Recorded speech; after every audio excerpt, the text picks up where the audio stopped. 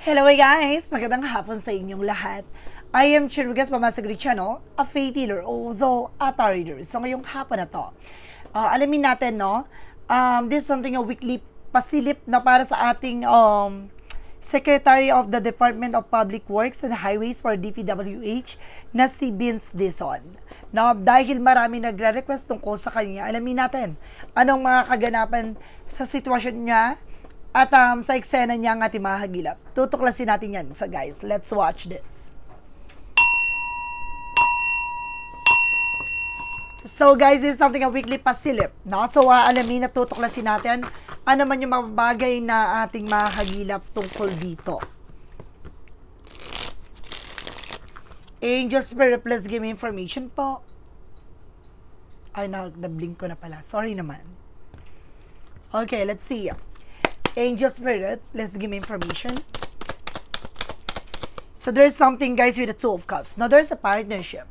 Now meron dito about sa partnership sa kanya.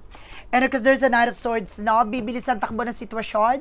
So maaring may mga bagay na maaring malaman, no, malantad o magtagumpay. Now let's see. And there's an Ace of Cups. Now there's something passion. Now there's something an offer. No? Kumbaga talagang pagmamahal sa kanyang ginagawa. Now, let's see. And of course, there's not something with the Seven of Wands not being protected. So, ibig sabihin dito na there's something protected daw si ating secretary, no? Na si Vince Dizon. At sinasabi dito na maaaring talagang gusto niya kanyang ginagawa. Let's see additional messages.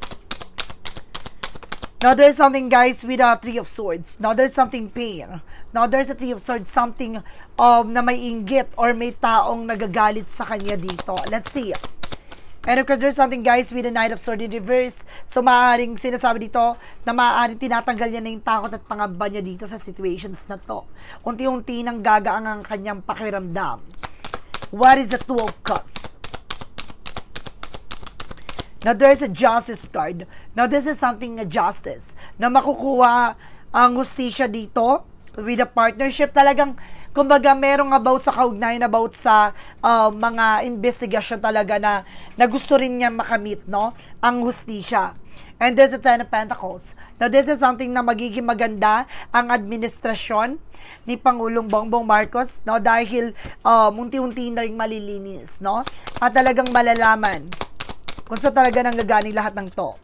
And at the same time, there's something the Ten of Wands, something burden, na maaaring mayroong mga taong naiinggit sa kanya dito. No, meron ako na sense na parang sisiraan siya dito, the other side. No? May, kumbaga, may mga mababangga siya dito na malaki. Nakita niyo yan?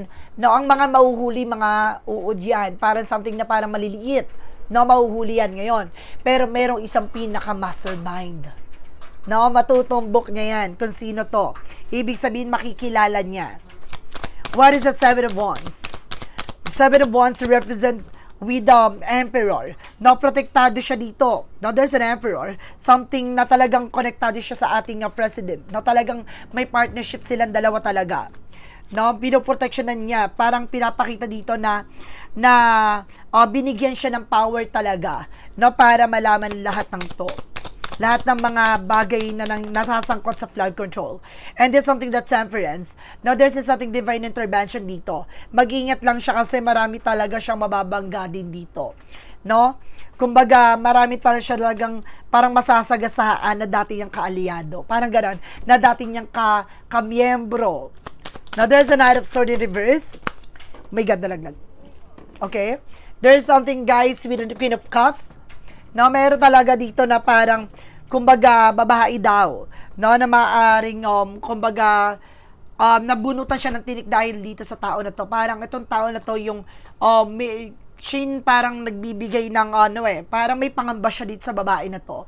Pero dahil, parang gumaang na yung pakiramdam niya, parang ganon. Let's see.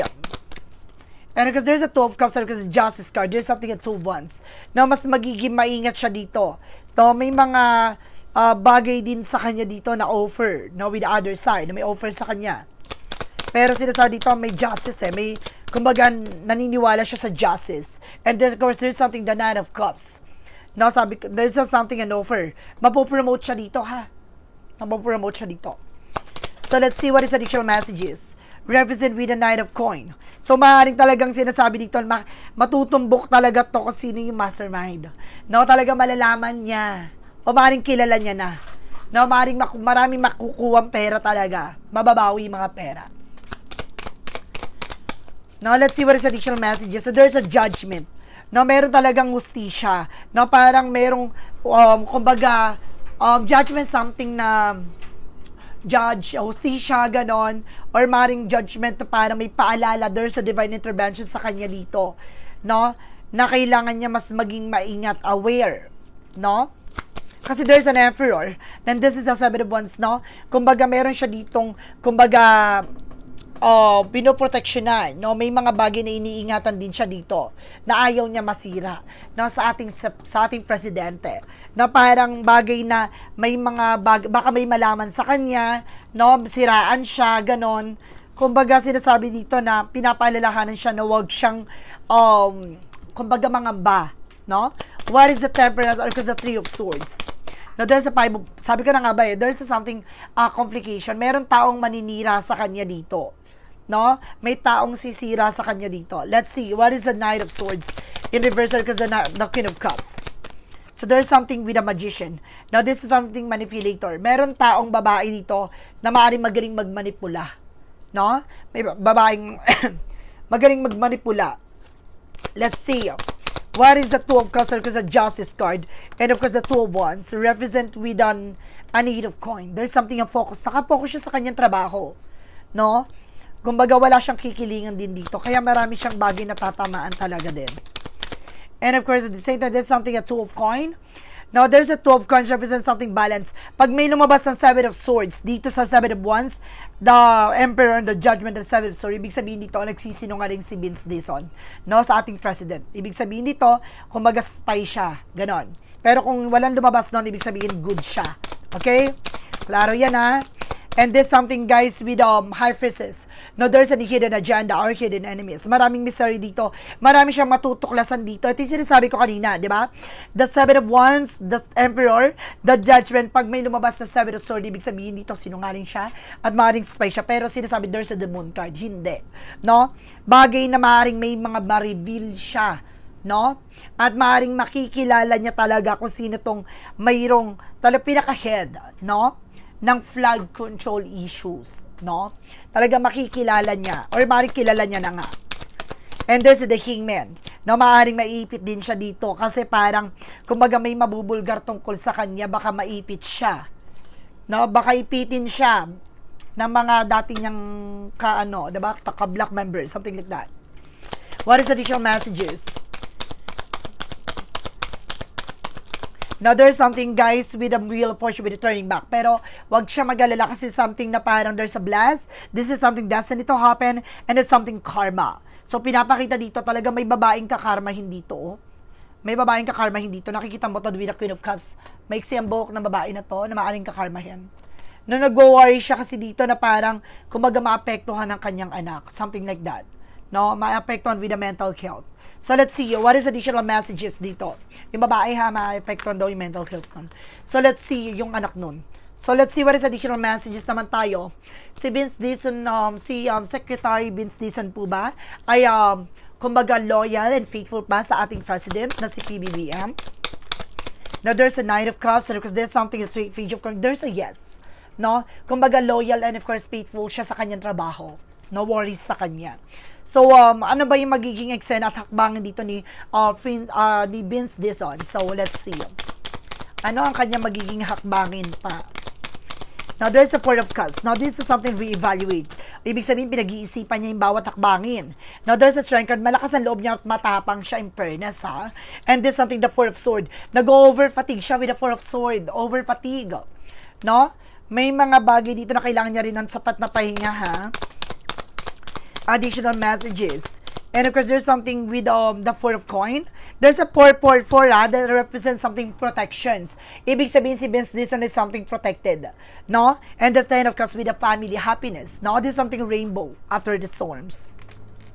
Ibig sabihin talaga dito na magiging masaya at magiging maganda ang resulta nito.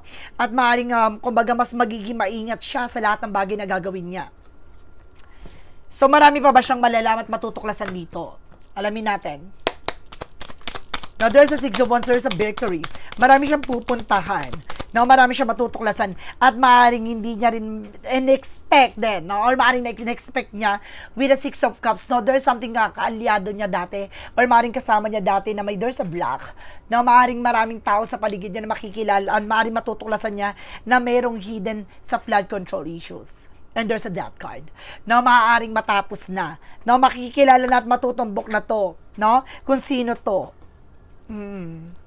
No, maaaring there's a friend. No, malapit sa kanya na maaaring makilala niya na control, na konektado doon. Kaibigan niya. Kaibigan niya. Na maaaring konektado doon. No, ano tong death card na to? What is a death card? There's a 8 of Swords. Okay. Kumbaga maaaring sinasabi dito, no? Kumbaga matatapos na at maiipit siya dito kasi may mga kaibigan siya na maaaring masangkot. No? Maaaring kalapit talaga. No? Maaaring kalapit to, pero hindi siya magpapatinag. No? Dahil I see something na wala siyang kinalaman doon. Then of course, yung mga taong malapit sa kanya, maiipit siya kasi kumbaga hindi niya in-expect din na sa lahat ng bagay na yun, may mga makasasangkot na malapit sa kanya, kaibigan niya. Let's see. And this is something a Page of Wands. May mababalitaan siya dito. And this is a 6 of Swords, something transition. Unti-unti rin makakalis sa hindi maganda situations, no? So, let's see. Ano yung magiging outcome, no? Sa kay Secretary Vince Dizon. Ano magiging outcome niya dito, no? Sa lahat na nangyayari sa kanya ngayon. Now, there's an Ace of Coins, because the King of Cups. Talagang, this is something with the Ace of Coins. Now, this is something a big shot, a big money. O maaaring mas maging maganda ang kanyang posisyon with the King of Cups, no? There's a devoted and supportive talaga siya sa ating President. And of course, there's something a Three of Coins. Now, this is something collaboration. Meron siyang mga tao talaga dito na papagkakatiwalaan din. No? There's a group of people. Let's see. What is the Three of Coins? Represent with the Hermit card. Now, malalaman na, no, talagang meron talagang tungkol sa mga anomalies, no, ng mga tao sa paligid niya. Maaaring may mga bagay na maliliwanag dito kung sino talaga yung dapat niyang makasama. Okay? Let's see. What is additional messages tayo naman, no, for synchronicities? Ayan na. Inano ko na yung request nyo, ha, tungkol sa kanya. Now, there's a gentleness. No? Maging mahinahon siya. No? Maging kalmado lang siya. O maaaring kalmado siya. There's a Wheel of Fortune. Lumalabas talaga yung Wheel of Fortune sa kanya. Now, there's something, alam mo, mag-aang energy ni Vince Dizon. Na very positive talaga siya dito. It's good. No? What is the Yin and Yang Oracle card? Now, there's something, guys, with the feminine. Now, there's a feminine and there's a breakthrough and there's a unity.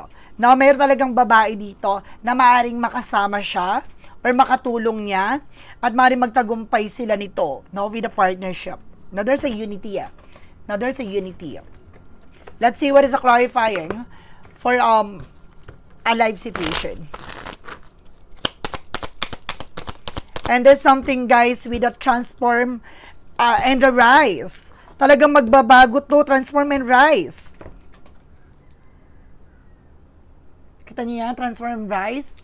Represent, guys, with your journey or of transformation, unlock vast potential, guiding your evolution to new heights. Talagang tataas ang rango niya. No, talagang mababago ang positions niya dito. Ito yung parang potential niya. Ito yung potential niya para mabago ang kanyang buhay, sitwasyon, positions. Mababago at talaga mamamayagpag siya. No? And there's a shadow. What is a shadow work represent what?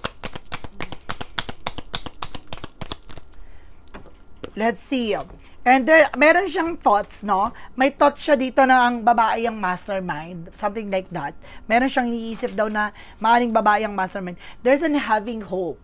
No? Navigate your shadow with compassion and gentleness. So, pinapakita dito na mas magiging maingat or alagaan niya daw ang kanyang sarili. No? May pag-asa na pagdating sa mga bagay na kanyang ginagawa. Now, let's see what is Archangel Michael messages. And there's a have confidence. So, kailangan niya lang lakasan ng loob niya, sabi ni Archangel Michael. No, kailangan niya lakasan ng kanyang loob. What is a Jesus-loving quote said? Dito pala yan. A Jesus-loving quote said, Give and shall be given to you. Ibigay niya at kumagay pagkakalob sa kanya yung mga bagay na para sa kanya. No? What is what lies beneath your future? Ano yung mga bagay na nakatago sa kanyang hinaharap? Okay. Falling apart, and there's something destroyed. No? This is something falling apart. No, talagang may gustong pagpabagsak sa kanya dito. May gustong sumira sa kanya dito. Or may mga bagay dito na malalaman niya na kung sino yung sumira. No? And this is something a broken fuck up. Malalaman niya na kung sino yung traidor. Makikilala niya kung sino yung traidor at maaaring kumbaga falling apart na mangyayari talaga na mismong kumbaga matutuklasan niya, falling into the pieces, na mapagtatagpi-tagpi niya, mabubuo niya. No, kung sino tong traidor at talaga sino tong taong sumabutahe at sumira. Na makikilala niya na to. Nakita niyo na. So guys, this is something a weekly pasilip, no, para sa ating secretarian na si Vince Dizon, no? So maraming salamat guys. So once again, this reading is something pawang gabay. No, this is something entertainment purposes. At the same time, once again, please like and subscribe my channel and hit the bell for more videos update. Then of course guys, paki-follow na rin ako sa aking FB page. Then of course guys, maraming salamat po sa mga walang sawang pag-support at panonood sa aking video, sa aking reading. Then of course guys, paki-support din ako sa aking mga horoscope zodiac signs, no? Na panoorin nyo ko ng mga zodiac signs nyo, no? Baka kumbaga tumugma sa inyo, no? Mag-resonate sa inyo. No, I hope nakatulong ako sa reading na to at maraming salamat po sa inyo. At see you in the next video. Bye-bye and babush.